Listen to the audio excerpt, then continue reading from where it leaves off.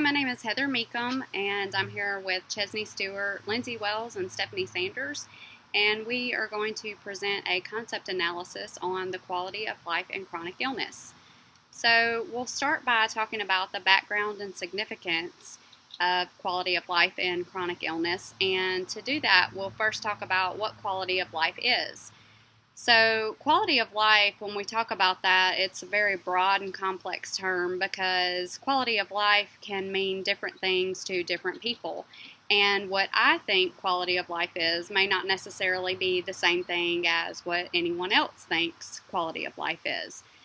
So there are many meanings and different definitions for quality of life, and one definition by Higgins and Hansen states that it's the satisfaction with the overall aspects of health, which include both physical and mental health perceptions. So that can be anything in a person's life, both internally and externally, that affect their quality of life. But what does that mean, quality of life in relation to chronic illness?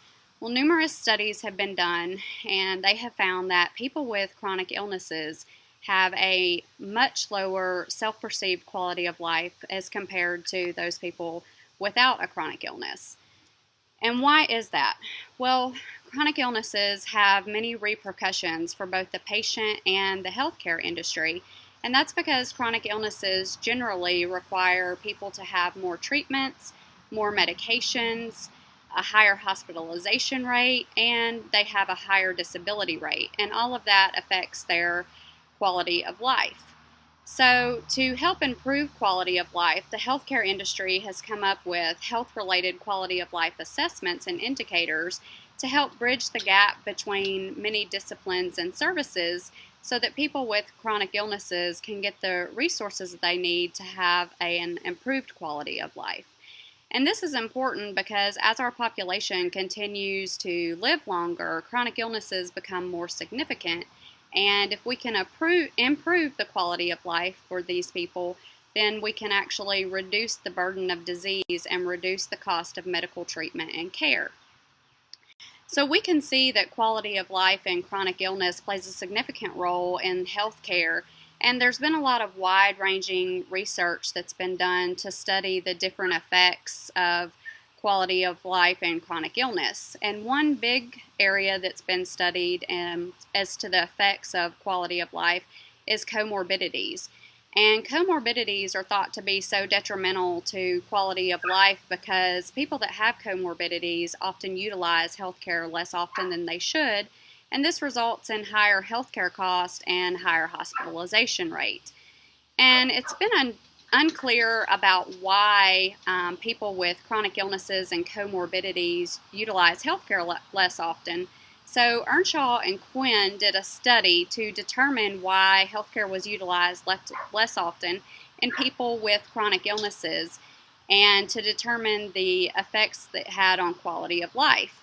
And in that study, they found that people with chronic illnesses often internalized, anticipated, and experienced a significant stigma in the healthcare setting when they had a chronic illness. And so therefore they sought healthcare out less often and therefore experienced a lower quality of life. So because of this, it's important for us as healthcare workers to recognize the fact that there are many obstacles and uncertainties in chronic illness and that we need to help patients overcome these. And one theory that helps us do that is Michelle's uncertainty and illness theory. And in her theory, Michelle states that uncertainty in chronic illness is ongoing and continuous, and it's the healthcare provider's job to decrease that uncertainty by providing education and by the healthcare provider being knowledgeable in the disease process. And use of this theory has shown patients and families have an improved disease knowledge, decreased symptom burden, and an overall better quality of life. So we can see that with the use of Michelle's uncertainty and illness theory, that healthcare providers are actually able to reduce anxiety and uncertainty and help patients with chronic illnesses have an improved knowledge about their disease process and actually feel more supported in their disease process, which helps them have a higher quality of life. So with that, we are going to talk about what the purpose of a concept analysis is. And according to Walker and Avant, a concept analysis is a way to investigate the key components of a concept, distinguish similarities and differences among concepts, and identify the inner structure of a concept. And so the purpose of our particular concept analysis is to analyze the concept of quality of life in relation to chronic illness. And to do that, we'll explore and develop a better understanding of this concept through examination and analysis of previous research, defining attributes, and case studies. Hi, I'm Chesney Stewart, and I'm going to talk about the definitions and defining attributes. According to the literature, quality of life may be defined in multiple ways. Quality of life is multidimensional and subjective, and it may be linked to spiritual well-being. In addition, it may be defined as a subjective perception of physiological and functional well-being. Lastly, we also found in the literature that it was defined as a subjective perception of physical, social, functional, and emotional well-being. After reviewing the literature, we found the critical attributes to be subjective, functional well-being, spiritual well-being, and physiological well-being. Subjective is, with quality of life, it involves an individual's perception of their chronic condition. It is based on their beliefs and values and may be altered by their life experiences. Their functional well-being refers to a person's ability to provide self-care and maintain their role in society. As far as spiritual well-being goes, it promotes coping and adaptation related to their chronic illness. Physiological well-being addresses the chemical and physical functions of the body that influence an individual's quality of life. After reviewing the information, our concept analysis revealed a theoretical definition that we have listed here. Quality of life in relation to chronic illness is subjective and contains various aspects, which include spiritual, functional, and physiological well-being. The cases, Chen, Kramer, and Walker and Avant emphasize the importance of identifying critical attributes for the synthesis of a concept analysis. By incorporating diverse cases consisting of model-related, borderline, contrary, and invented cases allows for pertinent validation of the analyzed concept. So first we'll talk about model case, which is exemplar or model case is a description of a situation, experience, or event that provides a precise and consistent depiction of the analyzed concept. It also establishes all of the defining critical attributes related to the particular concept. So we've got James, which is a 60-year-old married Caucasian male that has been affected by a chronic obstructive pulmonary disease, or COPD, for the last 7 years. He adheres to a strict dietary and medication regimen provided by his physician and other members of his healthcare team. Within the last few months, James has noticed that he has become more fatigued than usual and certain daily activities are becoming a challenge. James's recent visit to his physician has resulted in the continuous use of oxygen due to his reoccurring shortness of breath, elevated carbon dioxide levels, and oxygen saturation sustaining 78% on room air.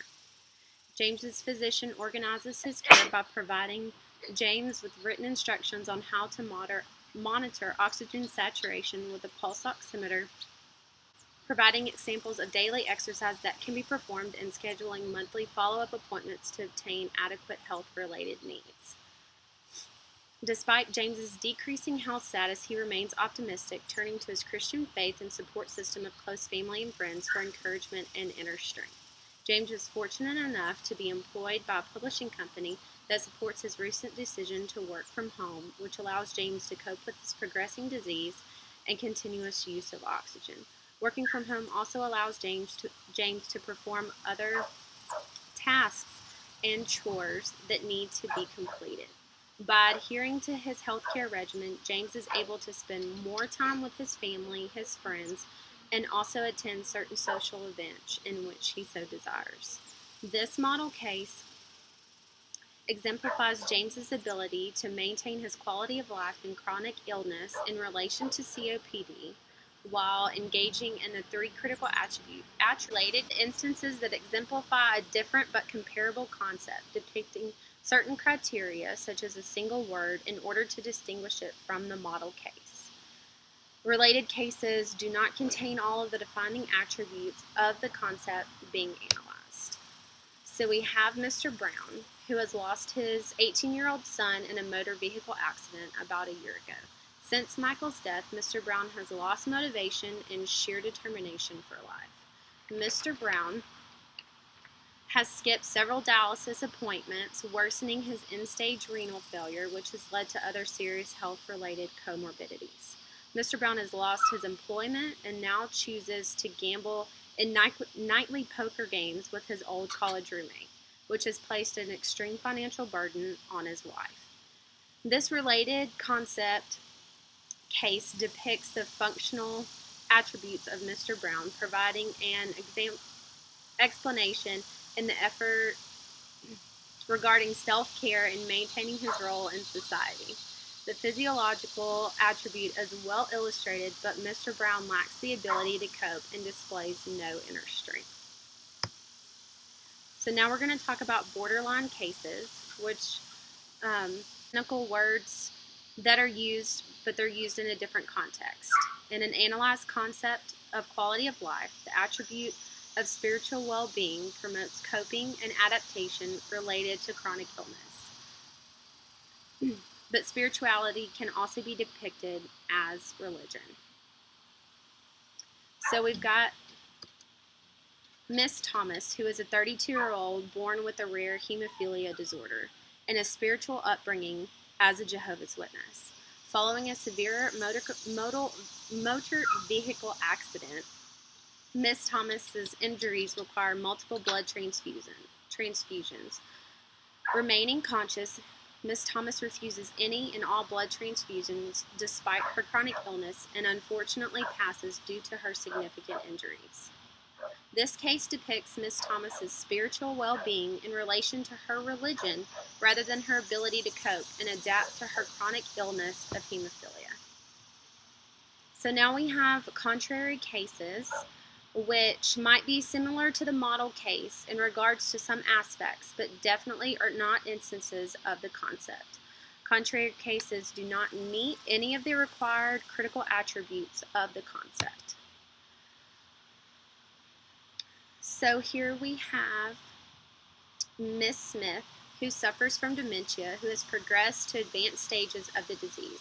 She is non-ambulatory and does not follow commands.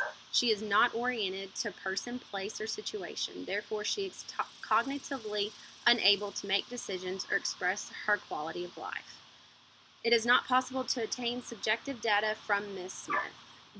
Due to cognitive function, she is unable to express her spiritual, functional, and physiological well-being.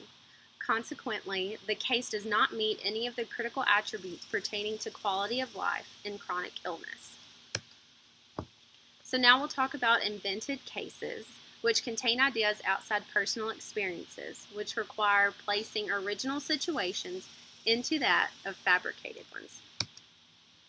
So we have Mr. Garrett here, who is disliked by many, was unfaithful to his wife for many years, and as a result was hexed by an angered witch.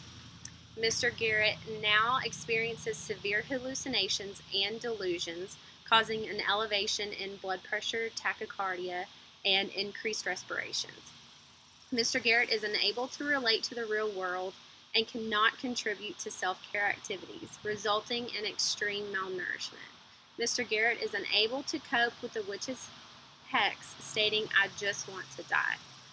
After an unsuccessful attempt of suicide, Mr. Garrett now realizes the full extent of the witch's hex and the inability to take his own life forever. This invented case demonstrates the functional, physiological, and spiritual aspects of the quality of life in combination with fabricated situations. To talk about antecedents and consequences. Antecedents are instances that must transpire before the concept arises. consequences, or outcomes occur after the concept transpires. Prior to having quality of life, a person must be alive and capable of decision making. In addition, a person must have the cognitive ability to assess quality of life. Consequently, an individual may evaluate their quality of life and make decisions based on that assessment. A patient may choose to accept or withhold treatment based on quality of life that will positively or negatively impact their health. Now I'm going to discuss the measurement of the concept of coping with chronic illness. Two of the instruments we'll use for this are, the first one is the health-related quality of life tool, and also the symptom intrusiveness rating scale. Both of these tools are subjective tools and assessments that a provider can initiate most often within the office setting, where they can elicit the data to determine whether the patient is coping appropriately with their chronic illness. Both of these tools, the first tool discusses the way that the patient relates with the provider, how they're coping with the disease and the symptom management. And the symptom intrusiveness rating scale elicits the data that determines the patient's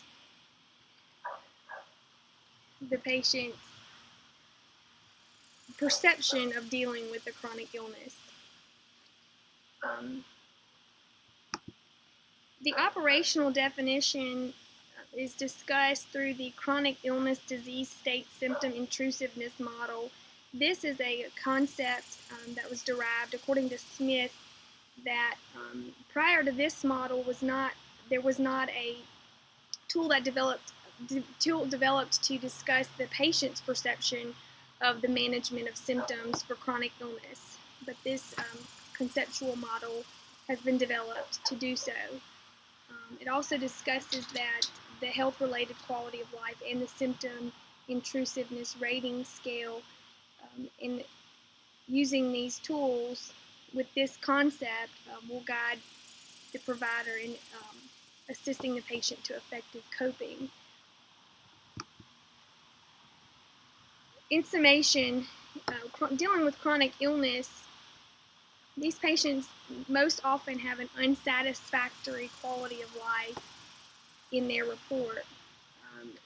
We discuss the spiritual, functional, and physiological well-being of the patient.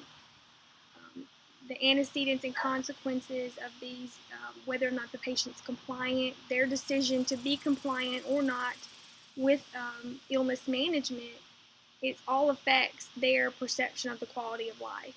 Using the tools, the health-related quality of life tool, the symptom intrusiveness rating scale, and the negotiated symptom management theory. This theory was developed prior to the chronic illness disease state symptom intrusiveness model that discussed symptom management, but it did not discuss the patient's perception, which is what makes the chronic illness disease state symptom intrusiveness model different. And so basically all of these are important because the patient's perception of the illness and coping with the illness is reality.